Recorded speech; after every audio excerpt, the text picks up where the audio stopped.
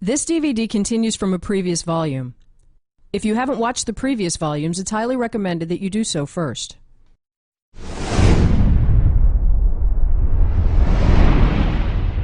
Panning and tracking handoffs are almost identical moves and are often interchangeable.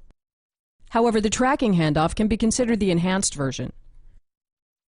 As we do tracking versions of some of the handoffs from the panning chapter, we track with the characters, ending on a sign. Here we hand off from one character to another. Since we're not handing off by panning, but instead by moving the entire dolly, we're physically moving to a new area and have a much easier time separating the characters and keeping a good angle. Here we're using a switch to do a document handover as we track through the scene, moving with the red man, switching to the woman, and switching to the blue man. If we did this with a pan, our angle on the characters would get worse and worse, but on track we're able to continuously keep a good angle. Tracking handoffs also produce a great deal of parallax. Here we track with a waiter. As we hand off to the guests, we get very pronounced parallax, which a lock camera could never produce. Or if we're starting parked on the restaurant guests, we pick up on the waiter, walk with them, then end on a character in the foreground, again creating heavy parallax and a quick and surprising reveal. The great thing about tracking handoffs is that with minor consideration they can come by as an almost automatic consequence of tracking between keyframes. In this scene, one of the things that happen is that the man walks over here. We'll presumably have many different keyframes in the scene, but the two we would be interested in are a shot on the man and a shot on the woman. If these keyframes are connected for tracking with his walk, we get an automatic handoff as we end in the second keyframe. This creates very three-dimensional blocking and is very easy to do. Starting in the man's shot, we pull with him as he walks, handing off to the woman. Since both keyframes would probably be needed for cutting dialogue before the actual move, we would likely also shoot a locked version staying on the woman as well. Another very everyday use for a tracking handoff comes as a byproduct of not having enough track or wanting to avoid the edge of the set. In this shot, we're restricted by needing to keep the studio lamp out of the shot as well as the length of the track. So we simply pick up on him as soon as he steps into the shot. When we reach the end of the track, we stop and let him walk out of the shot. So we're effectively handing off from the set to the character or vice versa, which creates the same kind of attention shift as any handoff. He steps in. We track with him. And just before we go over the edge of the track, we stop and let him walk out of the shot. This move comes from a technical restriction, but it looks so good that we ought to do it on purpose. And the way to do that is simply to start or stop short of character movement. In this shot from a previous chapter, we're tracking with the characters through a park as they talk. Instead of just cutting to another scene when they're done, we'll stop the track and let them walk out of the shot, effectively handing off to the scenery. In this shot, we're really just supposed to track with the man from point A to point B, but we'll instead pretend that we're restricted and park on the woman. So we don't begin tracking with the man until he passes this point, again creating an attention shift that makes the shot just a little more interesting.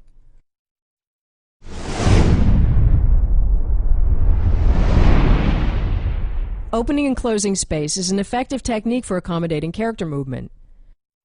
In the most basic version, as the woman walks to the table, we'll pull back to open up the shot so we can cover her move. When she walks back to the man, we again push in to tighten the shot.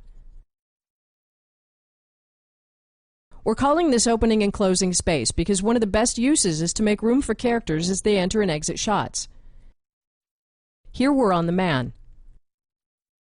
We open the space to make room for the woman entering.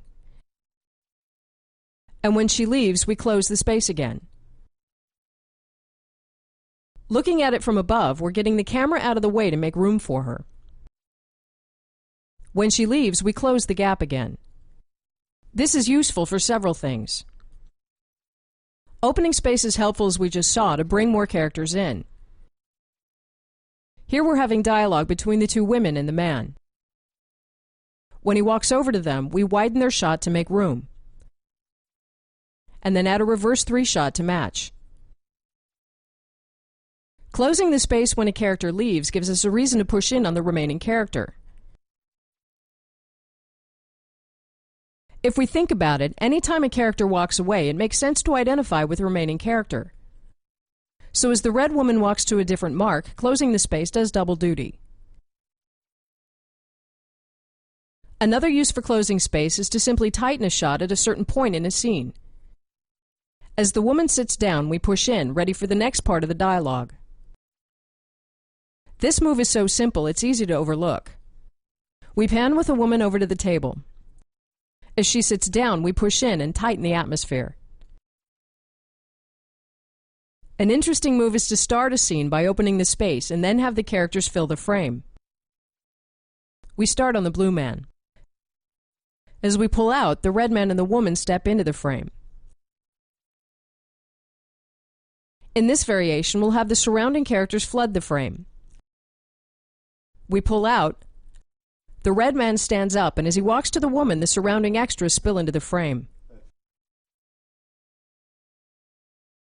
In this example, we start on the characters and then pull out slowly as they talk.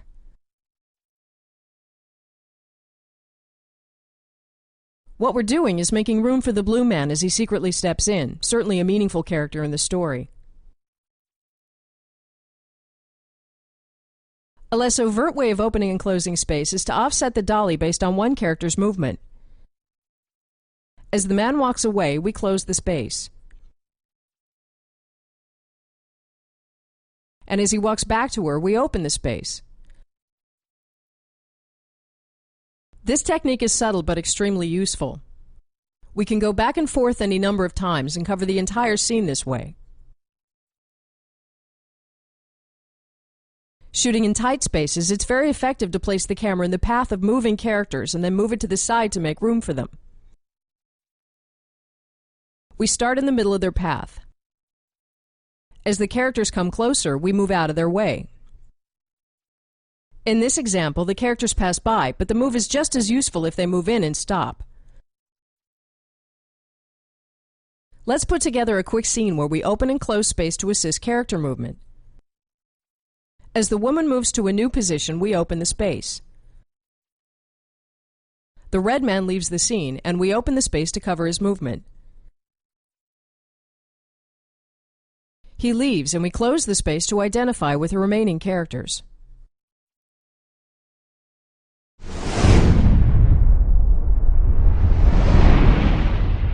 In the next two chapters, we'll look at the effect of the track angle on a character.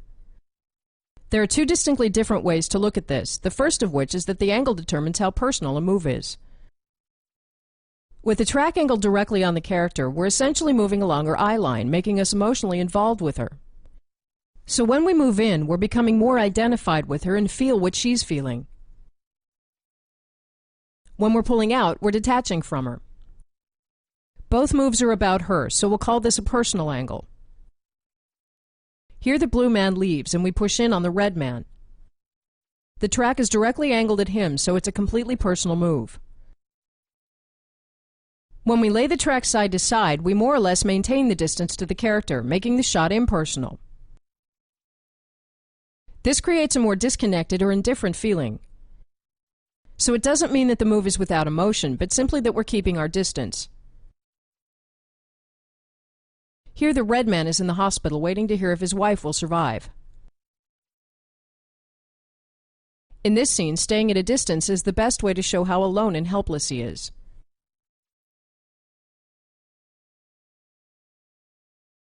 If we angle the track anywhere between personal and impersonal, we get a move that is a mixture of both. So if we're in a situation where the character's in trouble because of her own doing, we might be pushing in because the shot is about her, but we're also being impersonal because she's on her own. The more we angle the track on the character, the more we connect with her. This move is more personal, but still slightly detached. The closer we're moving along the eye line of a character, the more we connect with her, which is a sliding scale that can be adjusted for the situation. But another consequence of the track angle is the amount of parallax.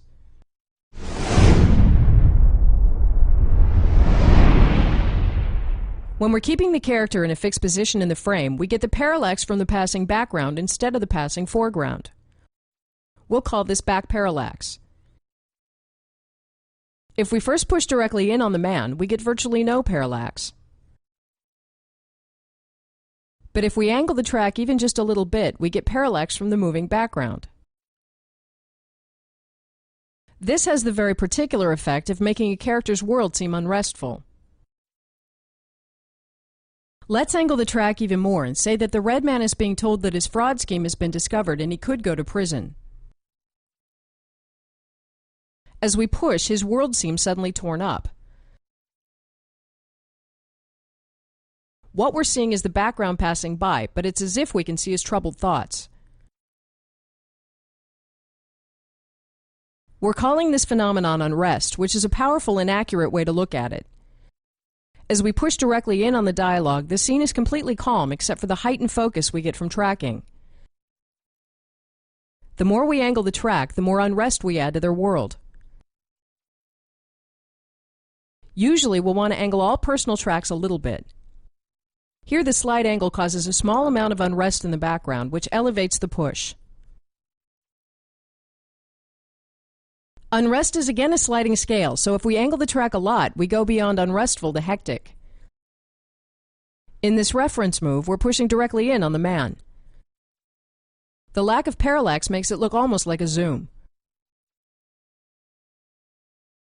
Here we've angled the track so we get very heavy back parallax, especially at the end, which makes the scene very hectic. The effect is amplified with a longer focal length.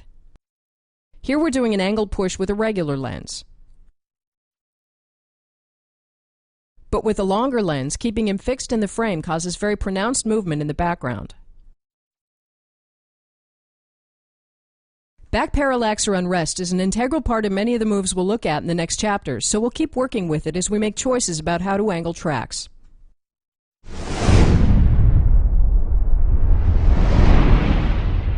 Regrouping is a very effective way of directing our attention during a shot.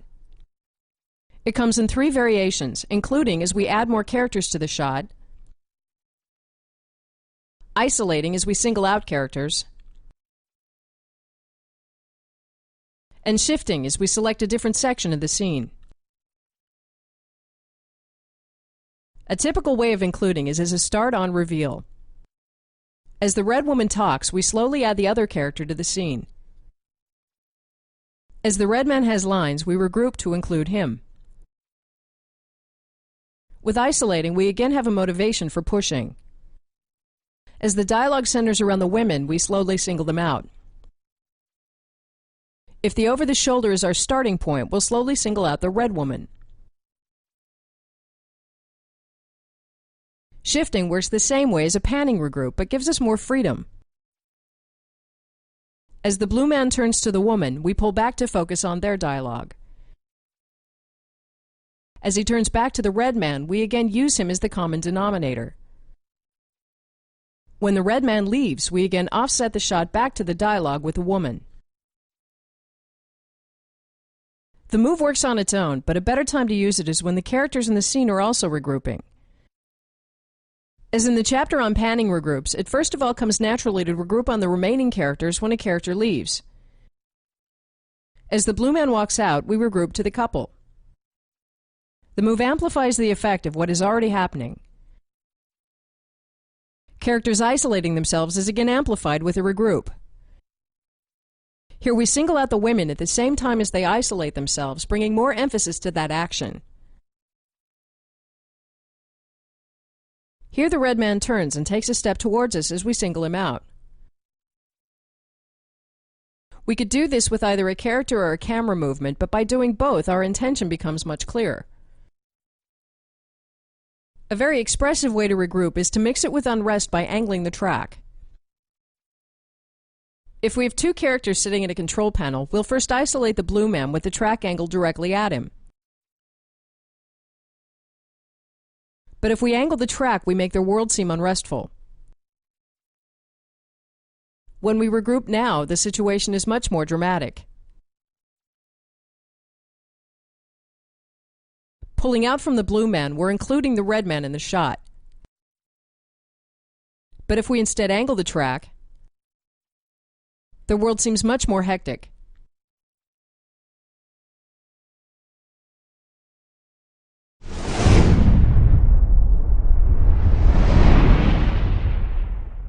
With a tracking reframe, we nudge the camera to accommodate character movement. As the man walks to the left, if we don't do anything, the framing becomes slightly odd. So we'll put the camera on a track and adjust the framing as he moves. As he moves between points on the set, we nudge the dolly a little to the side. As he walks back, we nudge the other way. Similar to how we used a panning reframe to adjust the framing as characters moved in and out, a tracking reframe is all about adjusting our position to keep a balanced shot. We wouldn't have been able to cover this movement with a pan, at least not as well. As the men walk to the woman, we reframe to get the best framing for both extremes. Reframing by tracking instead of panning gives us more control and a motivated camera move. Reframing is very effective for creating a master that stays useful throughout the scene. Here we have one wide master on a track and a few closer cameras for coverage. As the blue man walks over to the desk, we reposition the master slightly to maintain a good framing. We're only using the master when it's moving. Here we're starting in closer coverage between two lock cameras. While the red man talks, we cut to the master to cover the blue man walking away. In the second keyframe, we've added one more lock camera for dialogue. As he walks over to the woman, we again cover his move in the reframing master. This is called an occasional master because we cut to it for specific moves, something we'll look at more in the next chapter.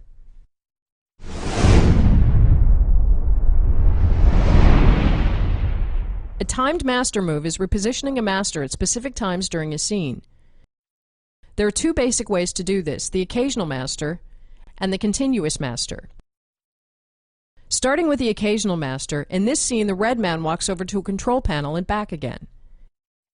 We're using the master as a backbone, and we've timed the dolly to follow him. At each mark we've set up a pair of reverses as well. However, with the occasional master, we're only interested in cutting to the master for the actual move. Here we're cutting dialogue between the first reverse pair. As he walks, we go to the master and follow him to the second mark, where we cut between the second reverse pair. When he walks back, we again go to the master, just for the move. This technique is an extremely easy way to get motivated movement at just the right time using a minimum number of cameras. Here we've designed the master to only move during major stage business. We've set several stops along the way and will only be in the master for the actual moves. First, we walk with the characters into the scene.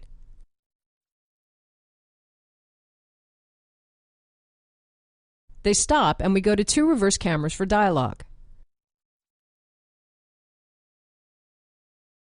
As they sit down, we go back in the master and do a time push to coincide with their movement. Between moves, we leave the master running in case we want to cut wide. We go back into the master as one character leaves, and use the remaining dolly track for a push. We've now been back in the master 3 times, each time to cover major stage business. Even though the master is occasional, it's the silver lining that binds the scene together. With a continuous master, the master's our main coverage. We time the track to start at an important beat in the script. For this to work, it's important that we've been in the master for a while prior to the move so that we notice it beginning to move. Here we watch the characters through a window as they discuss a strange issue. Suddenly, some startling information comes up on the computer screen. As they talk, we track to a different angle. Timing the move to an important development brings elevated focus to a certain part of the scene. That's reason enough to do it, however, it's even better to end somewhere useful. For instance, ready for a new dialogue. Here we're again in a parked master.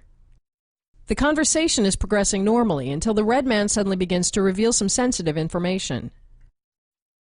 It's the fact that we see the beginning of the move that makes the Time Master move work. As we slowly reposition, we give extra attention and importance to what he says. Again, we make sure to end somewhere useful, here and over the shoulder.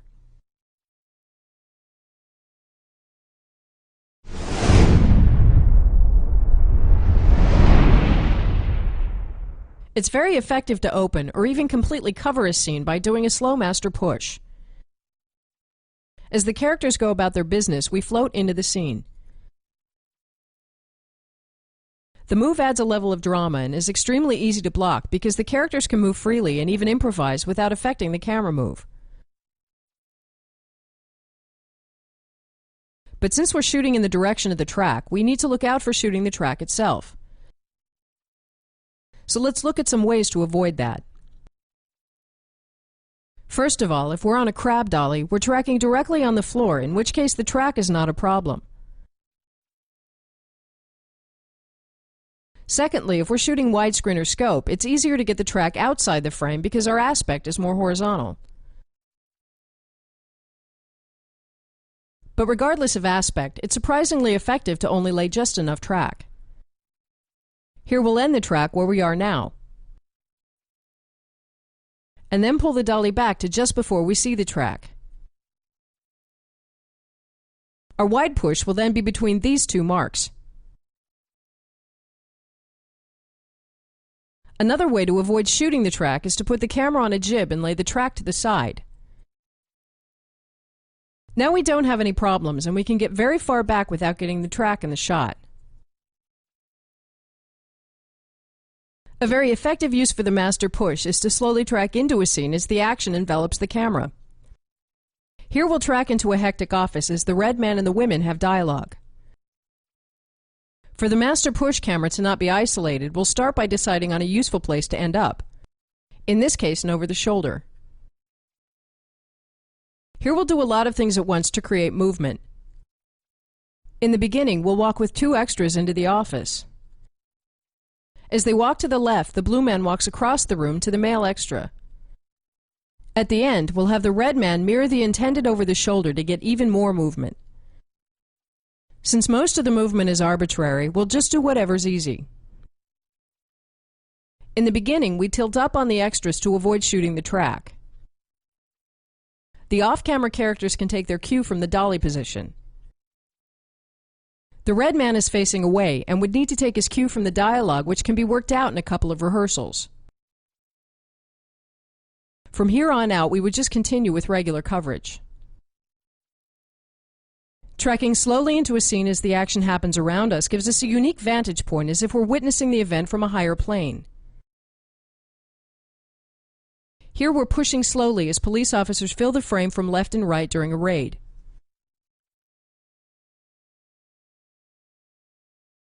But the most elegant move comes from again treating panning and tracking as completely separate moves. Here we're doing one continuous push into the scene. Then pan with the red man over to the blue man. Pan with him over to the desk. Swish to the red man, and ending in an over the shoulder. This move is surprisingly easy to do because all we have to do is pan with the action while pushing. That allows us to give stage direction that's based on character motivation and simply follow. As the framing becomes tighter, we have to coordinate their movement more, especially for the ending.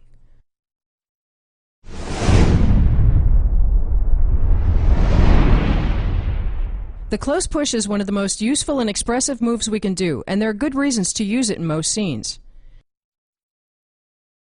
It's tempting to do slow pushes as often as possible because of the production value, but it's when we stick to motivated pushes that we bring out the story. Most people choose when to push intuitively, but we'll try to put words to that by suggesting that close pushes are for meaningful moments. Most of what goes on in a scene is, of course, not a meaningful moment. Here the red man is talking about something that has no meaning at all, maybe the pizza he had for lunch. But let's do a close push anyway. As he talks about the double cheese crust and the extra layer of pepperoni, the push assigns meaning to the situation, even if there isn't any. But a close push is extremely powerful when we intend to show that something has meaning. As we push in on the man, we know that whatever's happening has special meaning, something is important or significant, or that something is going on, even if we don't know what it is. This by itself is a great use for the close push because it creates questions and participation, and it tells us we need to pay extra attention. But there are many other reasons to do a close push, and in this chapter we want to create a list of meanings and moments to look for in the script as motivations. This list is not meant as a rule book, but as a guide to find reasons for pushing. We'll look at 11 meaningful moments, which are focus, tension, significance, consequence, opening up, taking in, trying to understand, realizing, trying to decide, resolve, and anticipation. As with all other lists we've made, none of these exist in a vacuum and often overlap or combine. Focus is the most generic form of pushing. As we slowly push in, the attention is elevated, both for the characters and for us, and our senses are sharpened. Almost regardless of what a scene is about, focus increases our alertness. So if we're after a push and we don't exactly know why, we're probably after focus. Focus works well for situations that demand focus of the characters. Here the man is a submarine captain in the middle of a dangerous strategic battle.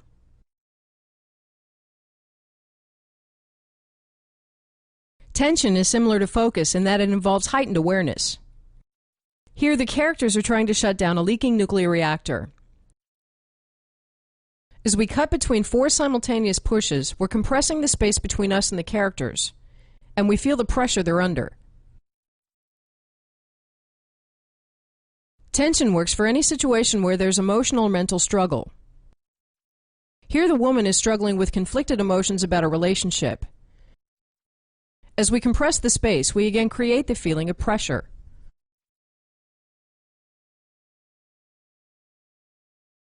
Significance shows that something has a great deal of meaning. Here the woman is giving a speech about something that means a lot to her. As she talks about how many children are suffering from a certain disease and how easily we can help them, we feel how important this is to her. From a more technical blocking perspective, significance simply tells us that something is an important bit of information. Here the man leaves and we push in on a document he's forgotten, and since we're pushing, it must be significant. Consequence is about the seriousness of a situation or the potential far-reaching impact something will have. Here the couple are being informed by their banker that they have lost their entire life savings. We push in slowly as the gravity of the situation begins to dawn upon them and they begin to see how the world looks now. Here the president informs his cabinet that the only remaining option is to go to war.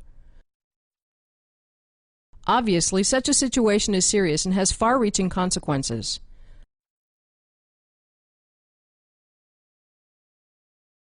With or without characters, consequence underlines the potential impact that something can have. Here we push in on a missile that's rigged to explode by timer. Consequence doesn't have to be negative. Here the character watches children of different races and religions play and sees the possibility of peace.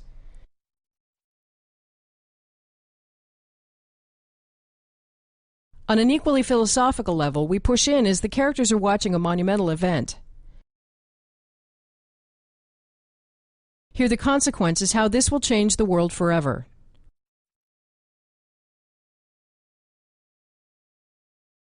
Opening up is when a character opens up emotionally or mentally. Here the man begins to open up about his deeper feelings.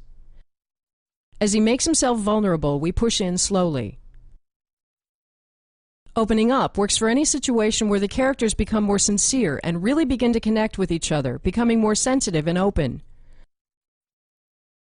On a more mental level, opening up works for situations where characters begin revealing important information. Here the blue man is being interrogated. As he suddenly begins revealing the information they've been after, we push in slowly. Either way, opening up is about thoughts and feelings coming out from the character. Taking in is about thoughts and feelings going into the character. Here the woman leaves, and we push in on the man as he takes in the conversation. This is a typical reaction shot. Here the woman is a senator who learns that she's lost the election. We push in as she accepts defeat.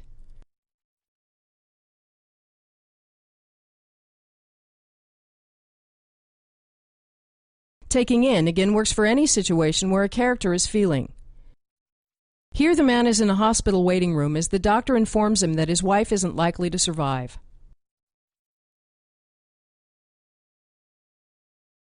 The last 5 motivations are really steps in the decision-making process. Starting with trying to understand, a detective investigating a murder is trying to piece together a complex case. On an emotional level, trying to understand is about trying to find meaning and sense in a situation. Returning to the man in the hospital, his wife might have been run down by a drunk driver. We push in as he tries to understand what the meaning is.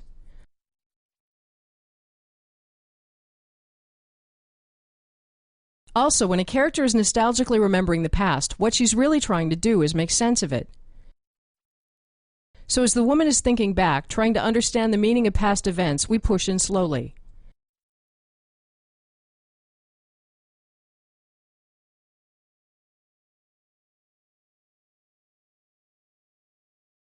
Again, trying to understand is excellent for reaction shots.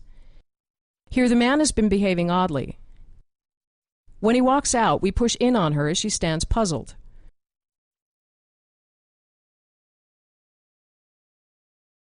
Trying to understand also works when a character is trying to find out if something has meaning. Here the man hears his colleague say something that rings a bell.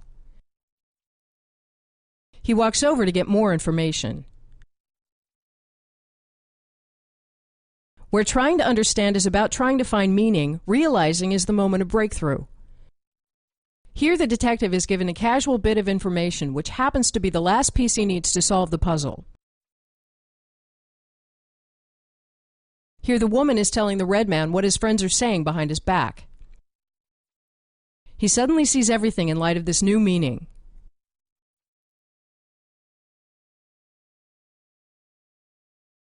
Here the women say something to the man and leave. We push in. As he turns, suddenly realizing the true meaning of what they said.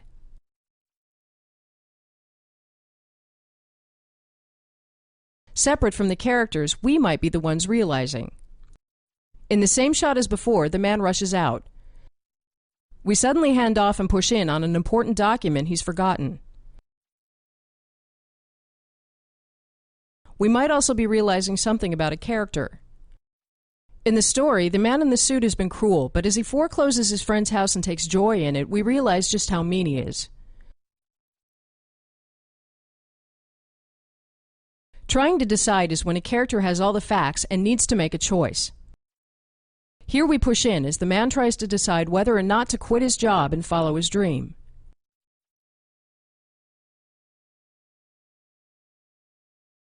Here the submarine captain in a standoff with another ship is trying to decide whether or not to fire.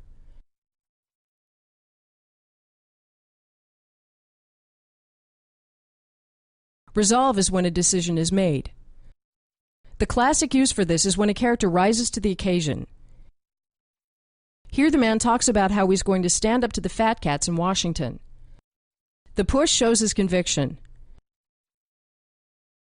Here an army captain is preparing his soldiers for war. We push in as he motivates them, reminding them of the reason for the war and strengthening their resolve. Finally, anticipation is watching and waiting for what will happen next. Here the characters have launched a rocket to destroy an asteroid that's threatening the planet. Their senses are alert as they can do nothing but watch and wait.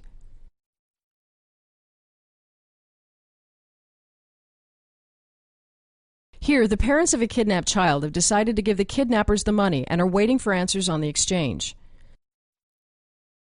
At this point, nothing they do can change the outcome.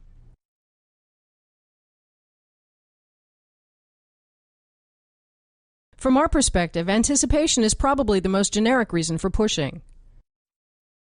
If we think about it, almost all pushes create this feeling of wondering what will happen next, and it's this alertness of the immediate future that draws us in.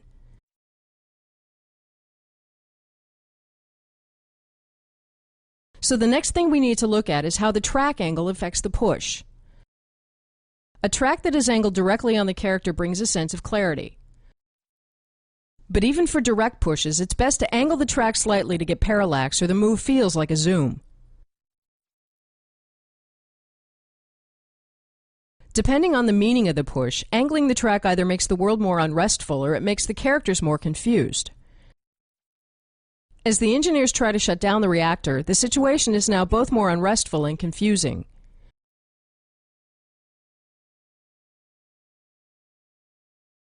As the detective has a realization, a direct push makes the realization appear clear. But as we angle the track, the detective has a much more vivid eruption of thoughts, becoming clear at the end. Regardless of the meaning of the push, angled track shows increased mental or emotional activity. As we push in on the man opening up, the angled track amplifies the drama.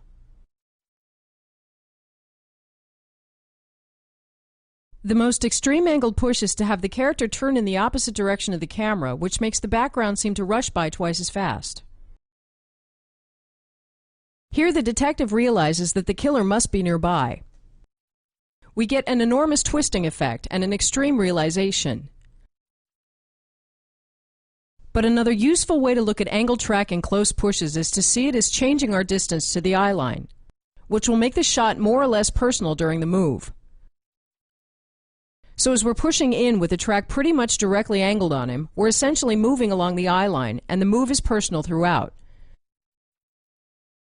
But if we angle the track, we're gradually moving closer and closer to the eye line, which makes the move more and more personal, which very effectively emphasizes the push. The extreme of this is to track in from the side. Here we're pushing in from the left and move very hard towards the eye line, making the shot radically more personal at the end. But we could actually go even further and track around from the back. So here, the move becomes drastically more personal as we make it around to the front. Becoming less personal during a move is considerably less useful, but let's quickly look at it. Here we're starting out personal, but as we move closer, we become less personal. This has more the effect of keeping our distance, as if there's an invisible barrier we can't move closer than. A better use for this is to reveal other characters, which we'll look at a little later. So the last thing we'll look at is a technical consideration when shooting pushes. Very often we're using a camera for the push that's already set up for a certain shot size, here and over the shoulder. But the problem is that as soon as we push that camera into a close shot, we no longer have an over the shoulder. Unless we're completely sure of not only the timing, but also which shot sizes we need when, we have to shoot 3 versions. First, we shoot a full take that remains an over the shoulder. Repositioning the dolly for a new take, we shoot a locked close-up. Finally, we shoot a take where we do the push at the right time. With these 3 options, we don't paint ourselves into a corner, and we can always cut wide again, or close again.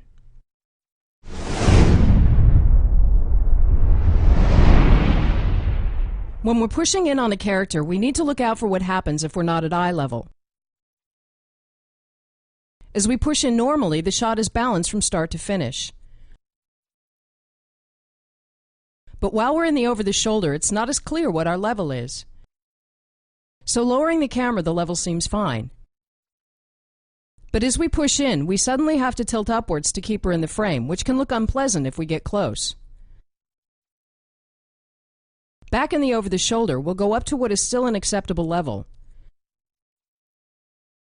As we push in, we now have to tilt downwards, which can get a little unusual.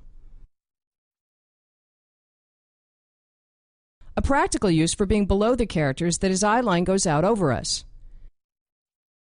As we push in, he appears to be dreaming or visualizing, which can be very effective. When we start to get a lot lower, the beginning of the push seems normal, but at the end of the push, the character can become extremely imposing. This is usually not what we want for a character. But for scenes that are supposed to be impressive, this works very well. As we push in on the palace, the closer we get, the more we have to tilt up. Towards the end, this causes us to look hard up on both the palace and the robots, and is great for establishing shots that need to be imposing.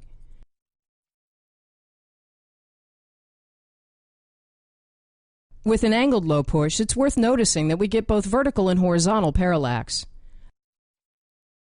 An angled track at eye level causes horizontal movement in the background, especially at the end. And a directly angled low push causes vertical movement in the background.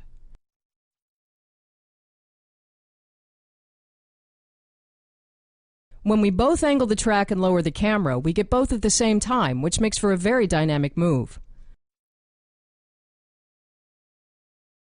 When we need to push in on objects, it works well to come in at a higher elevation and simply pan and tilt to keep the object in the frame.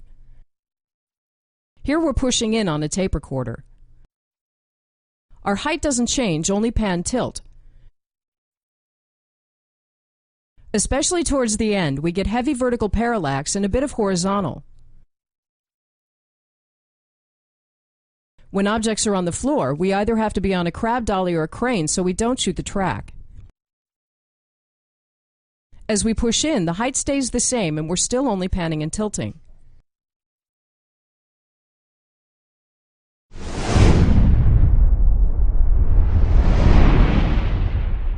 A lot of the moves we've already done involve some form of pulling, for instance starting on and revealing or opening and closing space.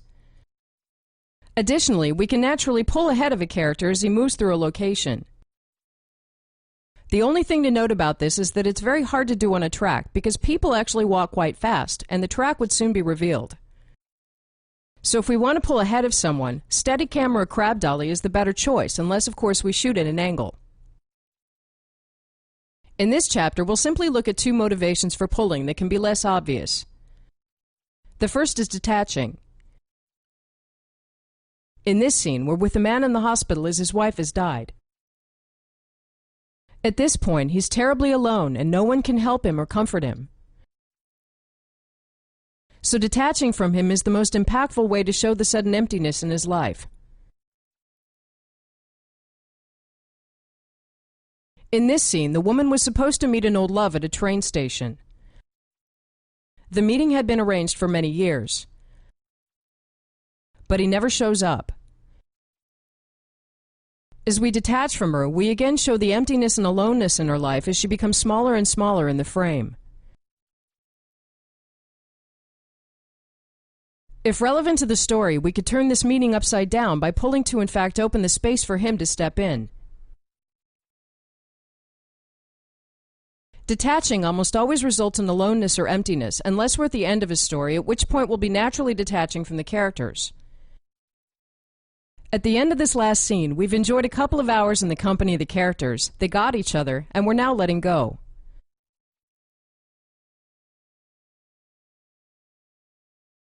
The second reason for pulling is relaxing, which serves to release the pressure created by pushing. This move doesn't have a lot of everyday uses, but can be very effective at the right point in a story. Returning to the leaking nuclear reactor scenario, we're pushing in on the characters as the tension peaks. The problem is unfixable and the plant is about to explode. Until suddenly the problem fixes itself. We pull out from the engineer as he looks over his panels, puzzled. All meters are suddenly returning to normal and the danger is averted.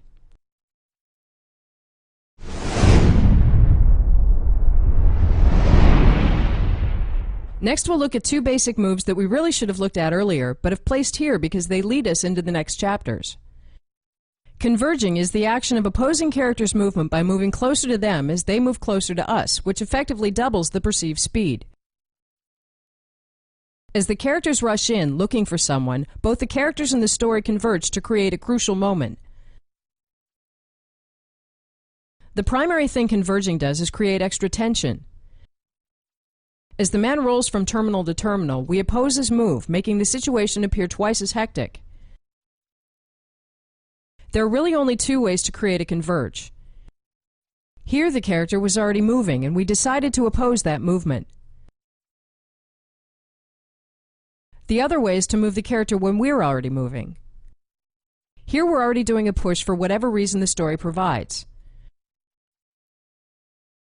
But to create more tension and emphasize the push, let's have the character step forwards at the same time.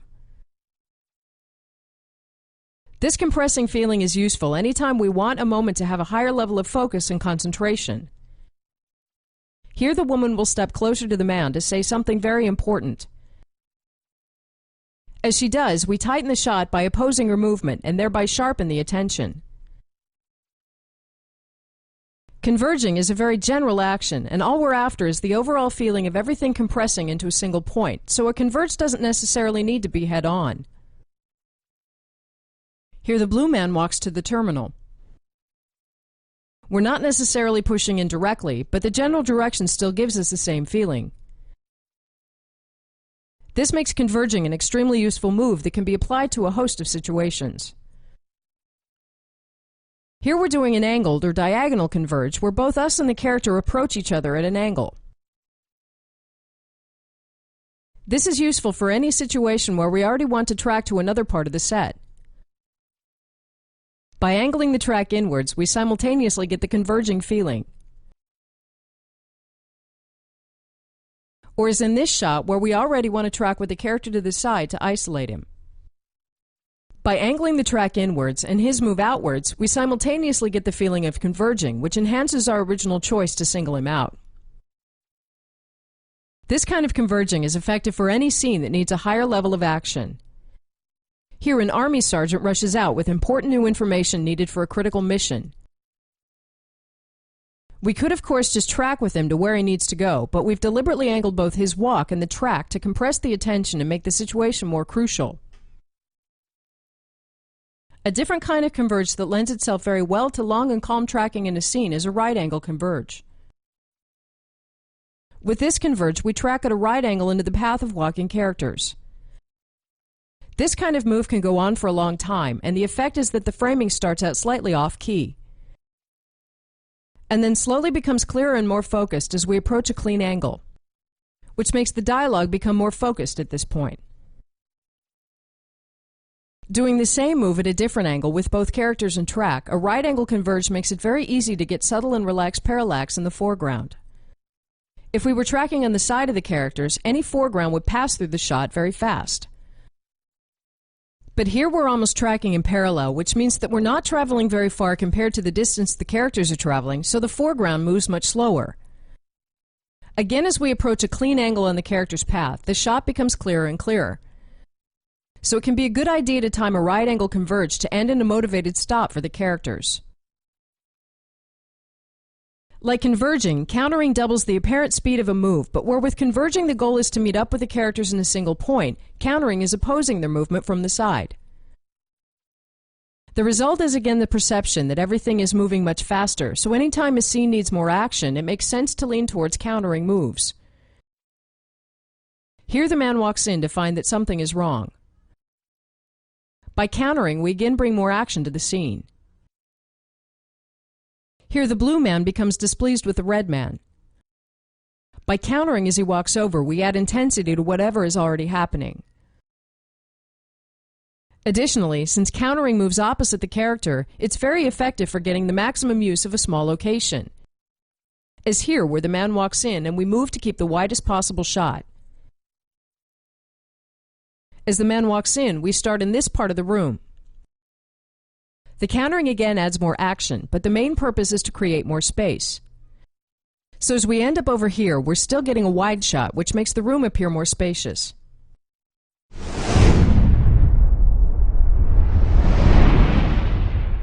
Pivoting with track is a move that shares a number of technical similarities with pivoting and editing, which is why it has the same name. In pivoting, we would create overlapping groups by placing cameras that each have a particular character visible in both shots, preferably in the same part of the frame, which would smooth out the cut and create spatial continuity. Pivoting on track can do the same by replacing those two lock cameras with one on a track, and actually tracking between the two positions. The effect is that we keep the man locked in the same part of the frame during the move while the background is being replaced. But while the end result in this case is the same as with pivot editing, this is where the similarities end, because pivoting with track is such an essential move that it deserves to stand on its own. The key distinction in pivoting is that we're locking onto something as we move and keep it fixed in the frame. This is an effective way to reveal something, which we'll look at in the next chapter. But in this chapter, we'll look at using it to follow a second character while pivoting around the first. As the woman walks, we pivot on the man to keep her in the frame. We're essentially countering around the man, and the result is that we keep both characters in the frame almost no matter where the woman moves, as long as the man is stationary. So a pivot is really able to cover an entire scene between two characters, and it can be useful to base the whole coverage on one pivoting camera as a backbone, and then add locked reverses to fill in at each stop. So let's create 3 stops for the woman, starting at the door, then in front of the man, then over here, and add 2 locked reverses. As the woman walks from the door into the scene, we then pivot around the man. And as she comes to a stop, we cut to the first lock reverse. Back in the pivot, the woman walks to her second mark, and we keep countering around the man until she arrives, and we cut to the other locked reverse. As the scene goes on, we've covered almost 180 degrees of movement. The pivot camera works throughout the scene, and the 2 easy locked reverses fill in the coverage. So this is one useful move. The range of movement a pivot can cover is actually even wider. Here the woman walks to stand in front of the man, which is the same as we just did. As she walks in and out of the depth of the shot, we of course don't need to move. But we do again as she moves over here. So the woman can in fact move around the whole area in the top of the screen, which makes basing an entire scene on a pivot as a backbone very flexible. But pivots are also great problem solvers on a much smaller scale if we add pivots to tracks that are already laid in order to cover extra character movement. Here we track with the man between 2 keyframes. As the man now walks to the table, we reuse the track to cover him with a pivot. And back again. This can be done almost as soon as we have a track in the scene and regardless of how it's laid. As we arrive by the red woman, the move would ordinarily have ended here. But because the man needs to walk to the table, we simply tack on a pivot. This move can be easily added to most tracks and often be put in at the last minute because the track is already there. An even simpler version of this that does need to be planned is to pivot what would otherwise have been a locked reverse. Here we'll put this locked reverse on a track and pivot as the red man leaves. He stops on the way out, which the pivot covers easily, and as he leaves we pivot around to the front of the blue man.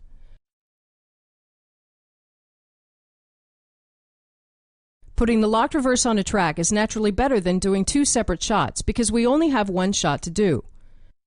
So as the camera has now been locked throughout the scene, we pivot with the red man as he leaves, stopping here. When he leaves completely, we use the remaining track to pivot around to the front of the blue man, which creates the same kind of reaction shot feeling that a close push would. If we set this up differently, we could of course capture both a reaction and the other character leaving. Here we're again in half of a reverse pair, although this camera is on a track. As the red man leaves, we pivot around to the front of the blue man, getting both a reaction and covering the red man leaving. Since pivoting is so close to converging and countering, most of the same logic applies. Here we want the woman's entry to be more hectic, and as we oppose her movement, we're really doing a converge pivot counter, and it's hard to tell which one because they're so similar. What makes a move a pivot is simply that we lock onto something and counter around it. But to extend this idea, we can really lock onto anything we want. So let's pivot around the woman instead. As the man walks, she's now the fix. So for these bits of movement, the scene revolves around her. A converge also easily turns into a pivot if the track is angled. A straight converge by itself compresses the attention of the scene. But if we angle the track, the move becomes a pivot converge. As we converge, we're now moving more to the right as the woman moves more to the left, keeping the man fixed in the right side of the frame. Angling the track like this adds even more to the energy of the converge because the passing background creates unrest. Needless to say, we don't have to be pivoting around people. If a character is moving, we can pick a foreground object to pivot around. Here we've picked an arbitrary foreground object. We can just leave it at that, but we might as well pick an object that has significance in the scene later on. In this scene, we're really just countering on the man as he walks to the woman, but by starting on the pumpkin, which is a completely arbitrary object, the first half of the move becomes a pivot. Because these moves are so similar, it's extremely easy to go from one to the other. Even with the red man not visible yet, it's still a pivot, which then becomes a counter. Combinations like these can be quite elegant.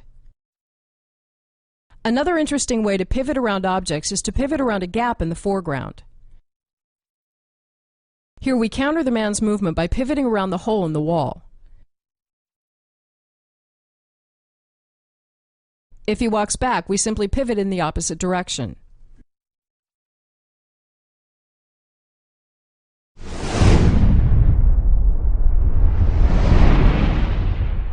The other half of pivoting is its ability to reveal, which is a move that's so effective it can be used in most scenes. Here we're opening a scene on a man as he's contemplating something. As we share in his experience and reflect with him, we do a calm and slow track, angled just enough to get a bit of movement in the background. But while it seems like we're only doing the move to create this feeling, the more important purpose is to end here and bring the woman into the scene.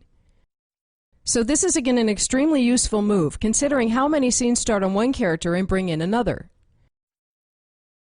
Here we're doing a similar move, but from the other side.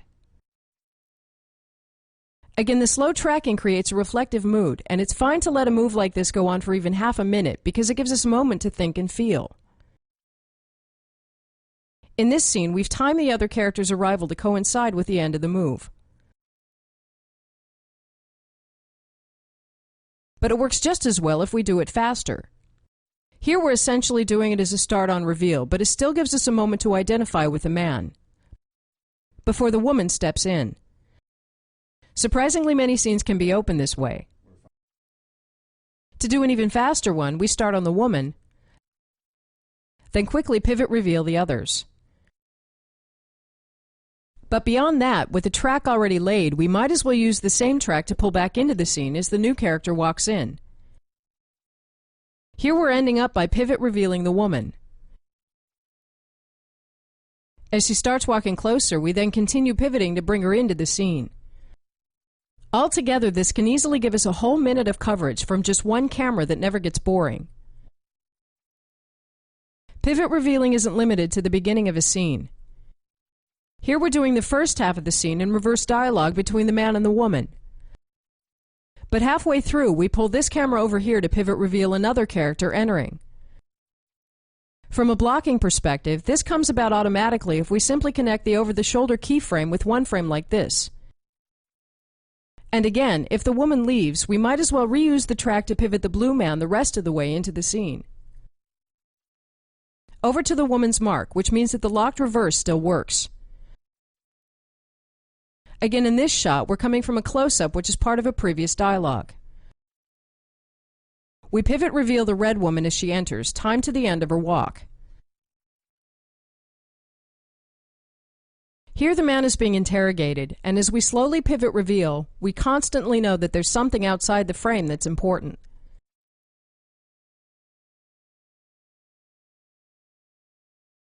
At the end, we reveal the panel of inquiry, and in the meanwhile we've covered half a page in a single shot. Pivot reveals work especially well when a reveal is supposed to be scary or surprising. If we think he's alone, suddenly pivot revealing the murderer can be very unsettling. Also, in many fantasy or science fiction stories, characters appear out of nowhere. Pivot revealing is a very effective way to cover this without a single visual effect. Here we just seem to be pushing in. To both the man's surprise and ours, the woman has appeared in the background. And again, we might as well pivot back to Walker into the scene.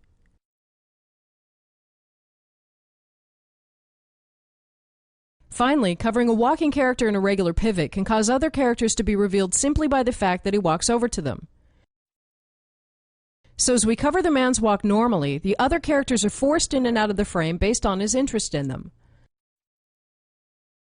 As he walks to the red woman, she's again brought in by default. As soon as he's no longer focused on her, she's out of the shot.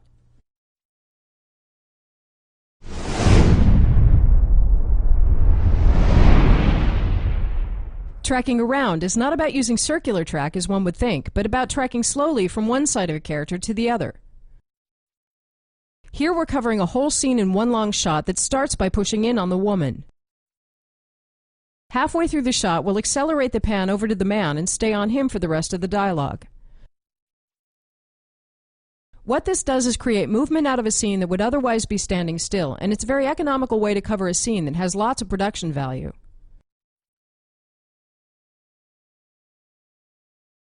Since we're tracking from one over the shoulder to another, moving the dolly back here for a lock take allows us to continue cutting dialogue, and this may be enough coverage for some scenes. Tracking around allows us to do some unusually long takes that stay interesting and give subtle movement to the dialogue. In this scene in a cafe, the man begins to open up about his deeper feelings. Starting in and over the shoulder, the man begins opening up, and we slowly begin tracking around to his front, simultaneously both regrouping and pushing in.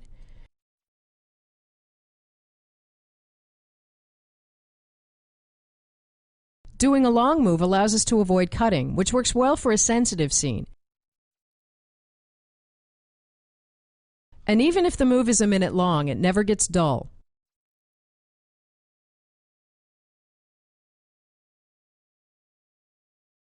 If the scene continues after the push, we find ourselves without the previous over the shoulder. So we'll again move back for a locked version of the starting position. Here we're again doing a slow track to bring subtle movement to a scene, in this case a long and slow line cross. It's sometimes much more elegant to cover a scene in a single slow-moving camera than it is to put in tons of cameras. But unless the move covers the entire scene, it's best to make sure the camera ends somewhere useful, so the camera can be part of the subsequent coverage. The previous moves were done mostly for the sake of luxury, but tracking around becomes a more practical need when a character turns his attention from side to side. As he shifts his attention to a panel on the other side, we'll move over on the other side as well.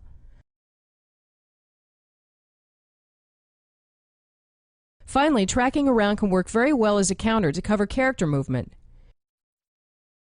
Here the two blue characters are a young couple, and the man in the suit, the girl's father, is trying to end their relationship. As the girl walks over to stand by the boy, we counter her movement, effectively tracking around.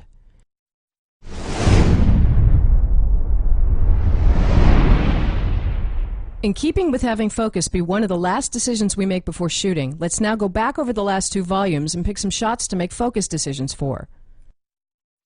Obviously, the vast majority of moves only require follow focus, as here where we converge at an angle as the blue man steps forwards.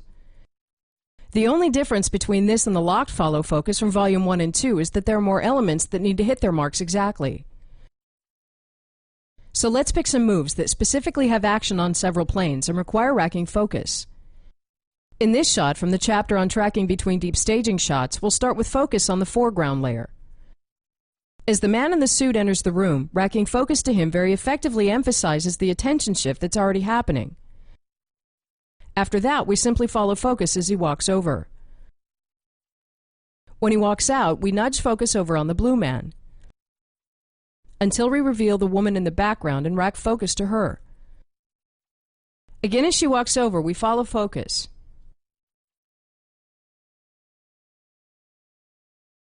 For this shot from opening and closing space, we start with focus on the blue man, and then rack focus on the red man as he steps up into the shot, and keep it on him until the red woman steps in slightly further back. In this shot from the chapter on pivoting, this camera's been the over-the-shoulder on the red man throughout the scene, so naturally focus is on him. As we pivot or converge on his way out, we'll keep the focus on him, and then rack focus out to the blue man for reaction. In this shot from pivot reveal, we're naturally keeping focus on the foreground character for the first part of the move, and then rack to the woman as she enters. For this scene, where we were deciding who to stay on during a move, the camera starts out as a locked over the shoulder, so focus is on the woman. As we move to the other keyframe, we're following focus because we're moving closer. And towards the end, we rack focus to the man since we're again in over the shoulder. When he walks back, we likewise follow focus on him. And at the end, rack focus to the woman because we're once more in over the shoulder. In this shot, the woman is walking into her apartment and will ultimately reveal the man up front. As he slides into the frame, we rack focus out on him, and back to the woman as the shot becomes irregular over the shoulder. In this shot, from panning from keyframe to keyframe, we're again dealing with a regular deep staging shot towards the end. As the man walks, we're simply following focus, which can be a little tricky because his change in depth isn't linear. Nearing the end, we'll lean the focus towards the red woman since she's the new character in the shot.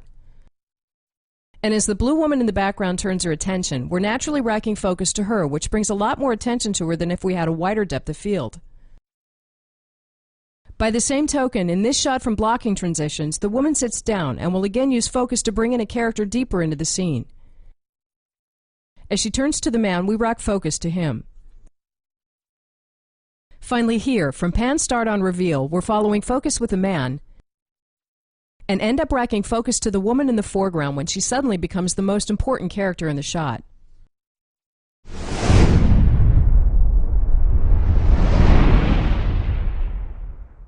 As we now begin to look at boom and crane moves, we'll spend this first chapter looking at some essentials of craning. The primary reason for doing crane moves is the obvious production value, and the ability to do these soaring and majestic shots that give us an elevated feeling, as if we're watching the story from a higher plane. The main difference between a boom or a jib and a crane is again really just the length of the arm, so we'll go back and forth between them at random and collectively call them cranes. Cranes are usually mounted on a track or some form of transportation, and by moving the base while booming, we can vastly increase the range of motion. This can create some impressive shots, even with very small cranes. Here we're using a simple jib. By tracking and using the boom to essentially only control elevation, we're covering an enormous range of motion. The end result is a move that creates a sweep that is very close to what a 100-foot crane would produce, except there's of course a limit to how high we can go. This is an effective way to get a lot of production value from even very basic equipment. It's also possible to move the base of a very large crane, which can create a staggering range of motion. But a note of caution is that large cranes are extremely heavy, especially if camera operators are sitting on a platform at the end of the crane balanced with counterweights.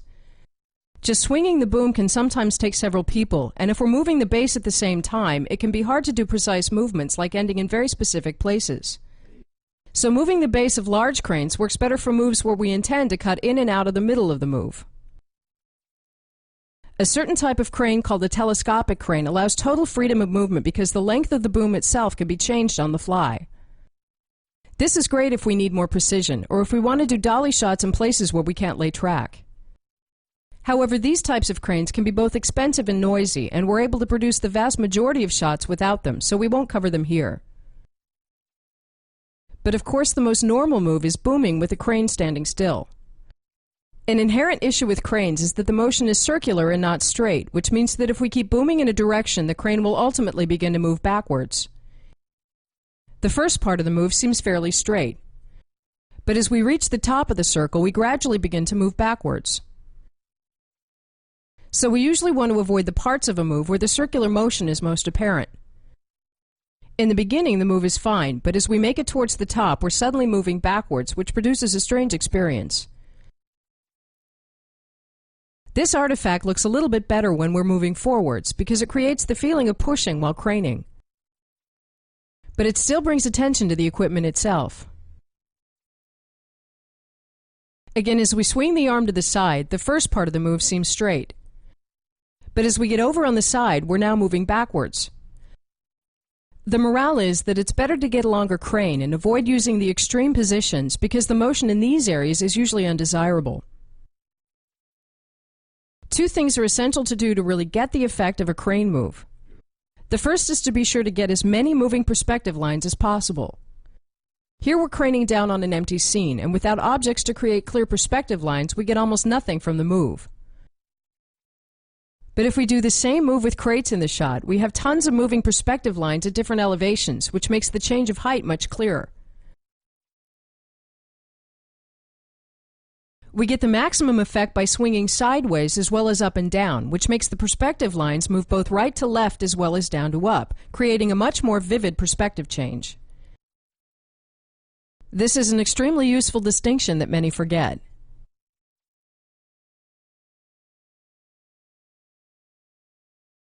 It's also useful to notice that the better choice for focal length is usually a wide-angle lens because we get to see more perspective lines, which are what give us the feeling of motion. With a long lens, we get to see many fewer perspective lines. The perspective of the shot seems much flatter, and the move could in bad cases be mistaken for a pan.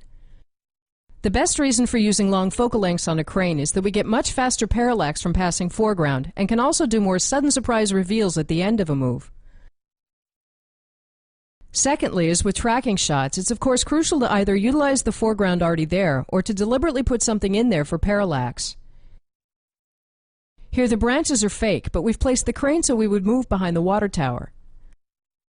Everything else we looked at in the chapters on foreground applies equally well to crane, only on a much larger scale. Here we're doing a partially obscured move as we listen to the walking characters, which creates the same type of elegant shot and makes the characters blend better into the environment.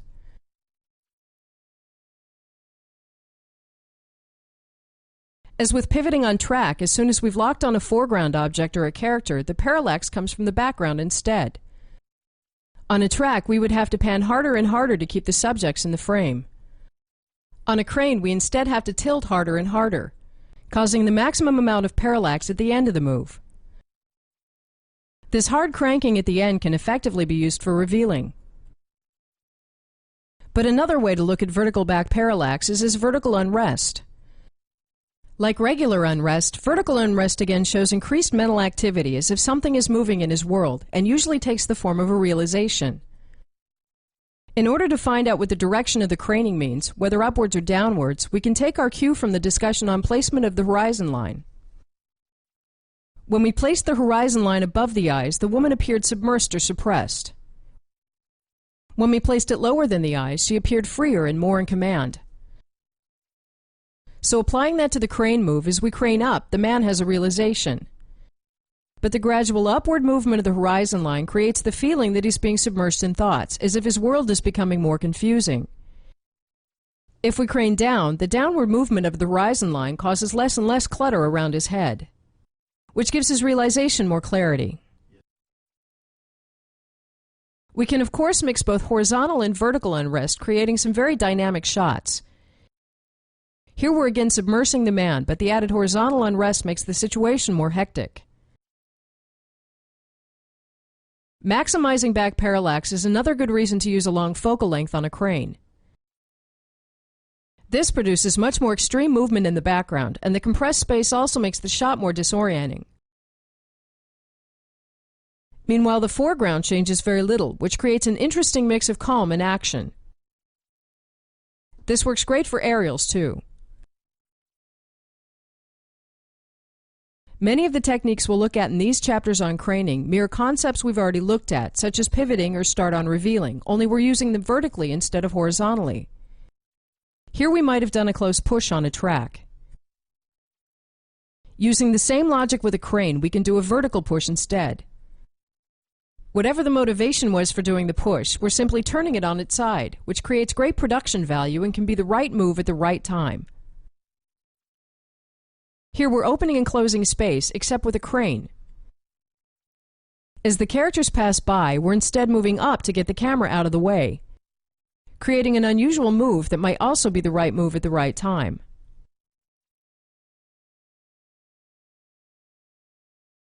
Additionally, a great way to integrate big crane moves into regular coverage is to treat the crane as a dolly for part of the move. Here we're starting out craning down, but as we get closer to the characters, we continue booming ahead of them, having adjusted their path to be slightly circular to follow the boom action.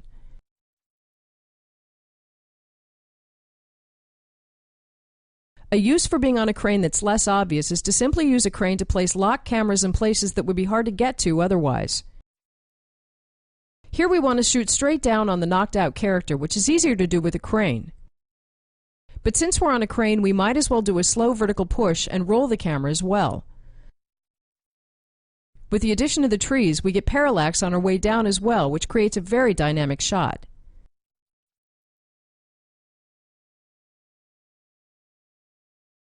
In order to achieve a straight downward path, we have to pull back the base of the crane slightly to compensate for the circular motion. In the beginning, we're pulling back faster, then slower as the boom's arc straightens out. This is obviously great for creating shots where there's literally nothing under the camera. Here the blue man is threatening to jump from the water tower, and we want to crane out over the edge to create a dizzying feeling of height. These types of moves work best if we plan the shot so we're shooting almost directly downwards before we go over the edge, because it's the sliding out over the edge that makes us want to hang on to something. Cranes are also a great and simple aid in getting the camera very low. Here we're basically doing a dolly shot, but we've put it on a crane to get the camera lower. This could of course be done with a mount directly on the dolly, but it can sometimes be easier to do on a small jib, especially if we already have one lined up. Before we get started on building a small crane language, the most basic language is that of expanding or narrowing perspective, which means that if we're craning up, we're increasing our overview and taking in more of the scene. And if we're craning down, we're going from a wide overview to singling out something of importance. This creates a very powerful change of scale from the small to the large or vice versa. As we've moved with the characters, they walk towards the farmhouse and we crane up, expanding our perspective to a much higher level of the story. So where before we were focused on just two characters, we're now focused on the much larger world around them. By the same token, craning down narrows the perspective from the large and objective to the small and personal. Here we're craning down over a busy scenario, and we will end by focusing on just a few characters. It's common in writing to tell a story on several levels, both a personal story for one character, a group story for several characters, and an objective story that includes everybody. Using a crane to expand or narrow the perspective is very effective for changing story levels within a single shot. A common mistake is to plan too much coverage for scenes that have big crane moves in them. As we're doing a long move like this, it would be very sad to have to cut away. It's much better to simply decide to cover this entire part of the scene in a crane move alone so we get to see the whole thing, and then have the continuing coverage take over when the move is done.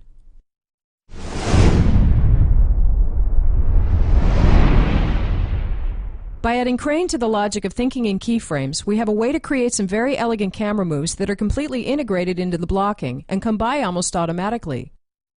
All we have to do is pick keyframes at any height and angle and then connect them indiscriminately. In this scene, the woman will start here and then move over here. So to set up two keyframes, we'll start with one here with the blue man slightly in the background, and a lower one over here as a stagger deep staging shot.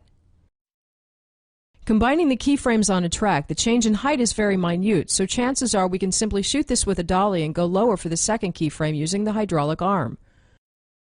Starting on the blue characters, the woman walks, and we easily end up in the second lower keyframe. As usual with keyframes, the blocking is continuously tight, and we get an elegant change in height as an automatic byproduct. The great thing about this approach is that we can block without any care about camera height.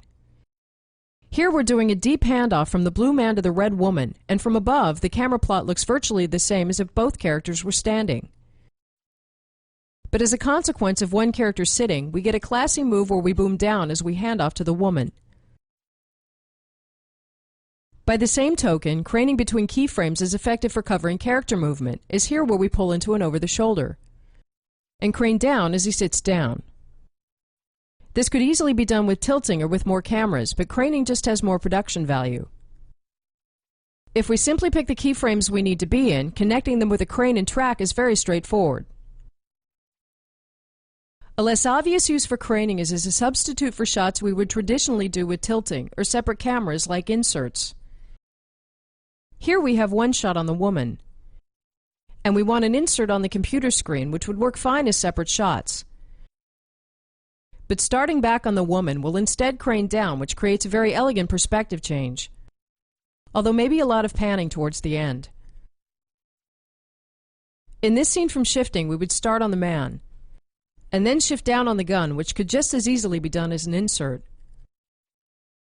Again, replacing that with booming will instead boom down, creating pronounced parallax from the foreground and a very expensive-looking shot. Finally here, the men will shake hands on a business deal that troubles the woman. So we want to do an insert on them shaking hands while we keep the woman in the background. These keyframes again easily combine in one shot that pushes in while booming down, ending here. On a larger scale, it's useful to have crane moves end in an actual keyframe instead of just craning down arbitrarily and cutting close to another set of cameras. Here we're covering an entire scene in one long move. For the first part, the foreground is heavily obscured and the characters are far enough away that we can only hear them. Ending in a keyframe gives purpose to the move, but a thing to look out for is that while a wide-angle lens works best for the upper part of the move, it may be too wide for dialogue. Craning directly up or down into dialogue is also an excellent way to get into a scene. Here we're craning directly down as the characters are trying to locate the source of a strange sound. In addition to functioning as a vertical push, the move is disorienting in the beginning because we can't see the location, which is revealed by the heavy back parallax towards the end. Again, ending ready for dialogue. Here we're craning up into a keyframe but on a smaller scale, and again the move functions as a vertical push. When we're pushing vertically, we're essentially moving closer and closer to the eye line, which makes the move seem more and more personal towards the end. Changing topics and moving on to craning in parallel, this works the same as tracking in parallel. Here we would match the characters' horizontal positions wherever they moved, and moving closer to or further away from the camera had no bearing on the move. Craning in parallel works the same, except we're mainly matching their vertical position. As we play this reference scene fast, the fact that the characters are moving in and out doesn't result in any need to boom. Only when their vertical position changes do we need to boom down. This is extremely useful for covering characters walking through a large location with several levels. In one grand sweeping move, we're able to capture a wide range of motion simply by placing the crane to the side and booming down softly as they change levels. Starting back at the top and playing at regular speed, we're using a long enough crane that we don't feel the circular motion. So we're really using the crane as a dolly, except we're changing height with the characters. However, this move could have been just as easily done with a smaller crane if we moved the base during the shot, which would create enormous production value at a very low cost.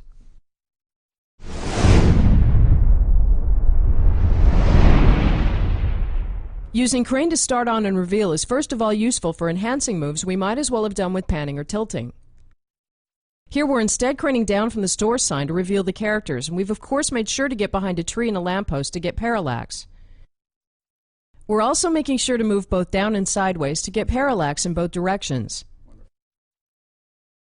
Here we're craning up from the ground, past the grill of a large truck, and up to reveal the characters sitting in the compartment. This could easily have been done with a tilt, but the vertical parallax creates a much more impressive move.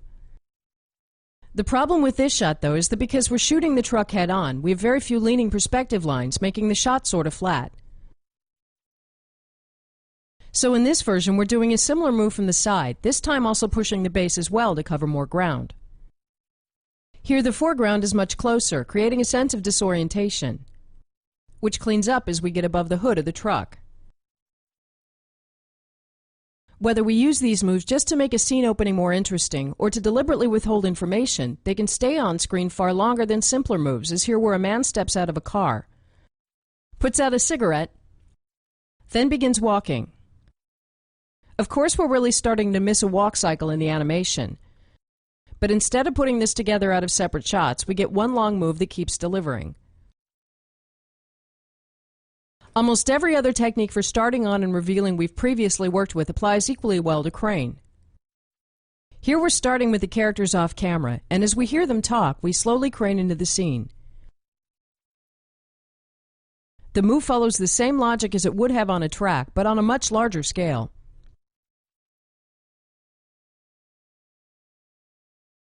Here we're moving out from behind an arbitrary foreground object to get parallax in the beginning, in this case a chandelier. As we follow the characters, the chandelier creates a great sense of movement. But towards the end, we could actually use some more foreground objects to get a better sense of movement. But it's really the parallax itself that's most effective for creating reveals with a crane, because the plane that's closest to the camera is the one that slides in and out of the frame the fastest. Here we crane down, and the background stays virtually the same. But the foreground changes much more dramatically, which makes it perfect for revealing characters or objects. Here we're again back with the truck, and as we crane down, the background changes very little. But the foreground almost slides in like a separate layer. This is one of the times where a longer focal length can be a better choice for a crane move, because as we single out a smaller part of the scene, the foreground also moves much faster and reveals more suddenly. If we'd done this with a regular lens, the reveal would be much more gradual and might not even have come across as a reveal, but just a crane down. By the same token, sliding obstructing foreground out of the frame to reveal the grander vista behind it also works great. Here the foreground layer is a hill. As we crane up, the background stays virtually the same, and we're sliding the foreground layer out the bottom to reveal it, spectacularly expanding the perspective.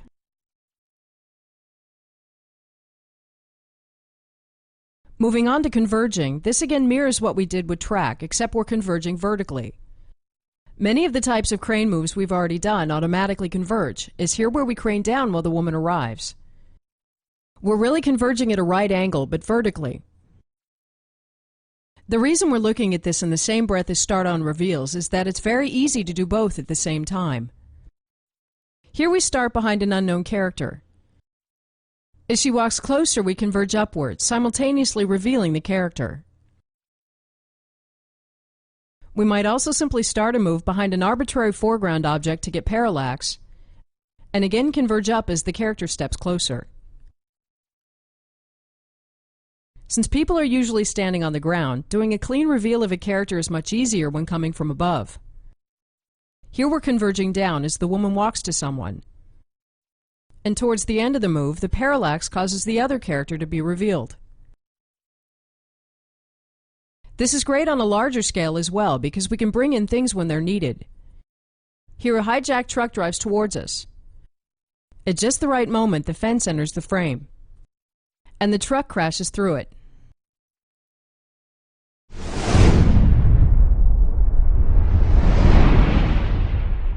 Pivoting on crane again follows the same logic as pivoting on track, except vertically. But where pivoting on track is for keeping one character static as the other one moves side to side, pivoting on crane is for reframing as a character steps closer. As the woman steps closer, we keep the man locked vertically and adjust for the woman's movement.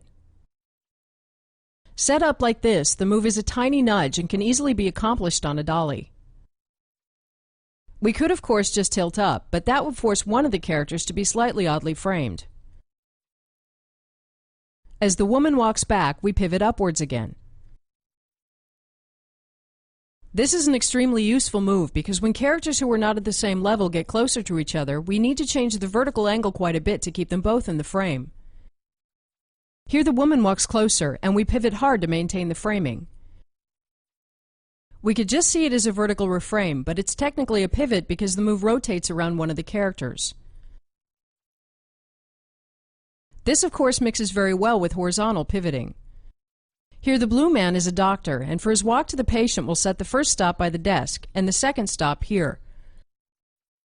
For this, we'll need to do both horizontal and vertical pivoting, so as the doctor walks over, we pivot sideways to capture that axis of his move, and downwards to continuously reframe vertically. The shot then starts out as a deep staging shot.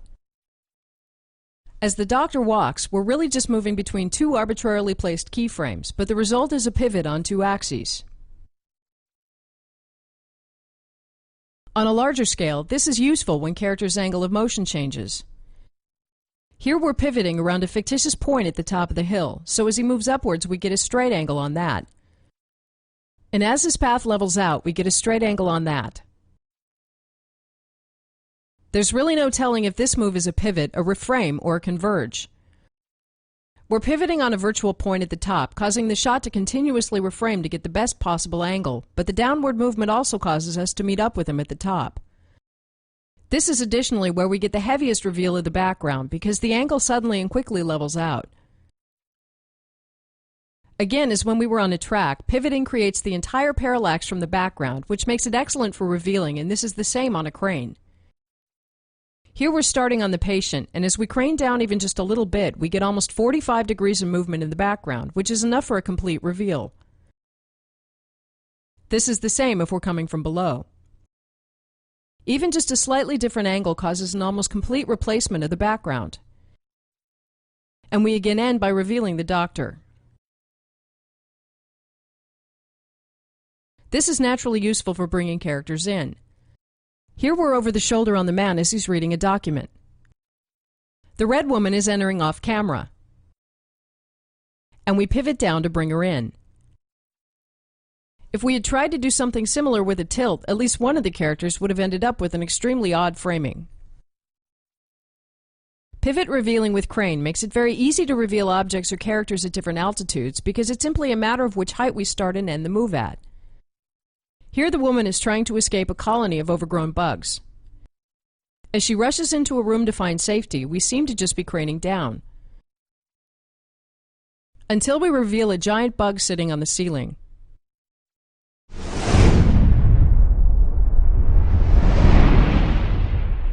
In this final short chapter, let's look at changing our elevation while we push in. This is first of all effective for pushing in on objects that are only visible from above. As we push in and elevate, we're creating a great deal of mystery at the beginning, and not revealing what we're pushing in on until the end. Here we're pushing in on a piano that has suddenly begun playing by itself. As we're coming in from below, we really can't see what's going on, which again creates a sense of mystery. As we elevate, we get better and better access, and our curiosity is more and more satisfied.